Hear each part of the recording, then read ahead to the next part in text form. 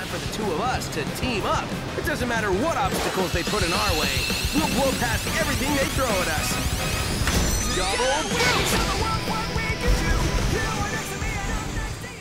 It might be time for a new approach to 3D Sonic the Hedgehog games.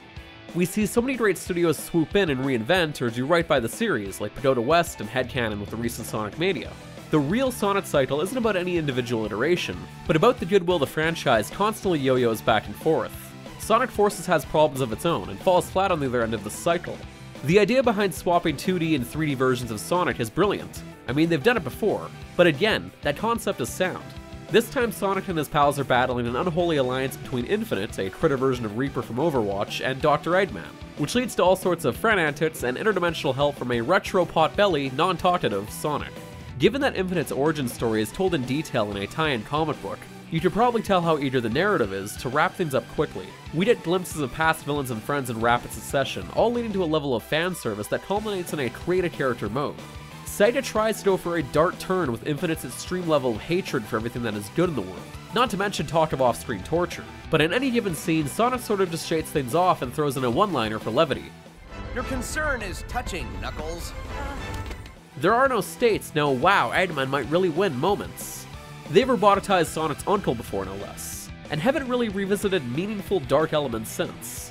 Not that they need to, especially in a carefree 2D retro homage like Mania, but it should have been somewhat of a goal in Forces.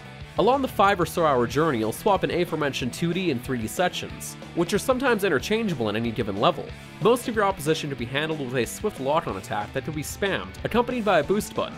Avatars utilize sort of a Mega Buster weapon called a Wispin, that lets them hookshot across scripted anchor points or burn enemies with a built-in flamethrower, which can be swapped to lightning and more as you unlock new gear.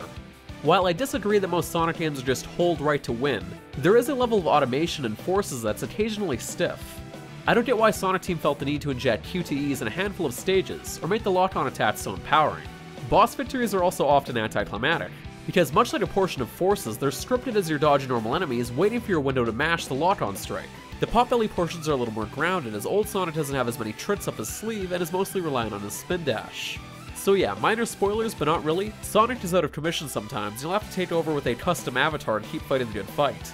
The creation process is actually pretty detailed, with concessions for various animal types, cats, bears, and so forth, voices, victory poses, including a Super Sentai homage, and a host of body and eye color choices. You can be as goofy, evil, or cute as you want, and I think some younger Sonic fans are really going to dig it, especially since they're injected into key cutscenes. You can also rent avatars too based on player creations, some of which are impressively fine-tuned. I almost wish the entire game was built around this idea. But overall, my complaints just sound worse than they actually are. It's mostly just exceedingly average. Levels are short enough where I never once felt like they were a chore to complete, and there's enough variation in there in terms of set pieces where you can really start to see the framework of an expansive, epic Sonic. Hopping around Eggman's base in space while navigating moving platforms gives me flashbacks to a great pair of Sonic adventure games, a simpler time. While I see potential in Sonic Forces, the execution just isn't there. In the future, I really hope Sega reinvents the wheel, taking a more Mario Odyssey or adventure approach. The whole level-based 3D thing hasn't worked out so frequently that it's worth a shot in my opinion.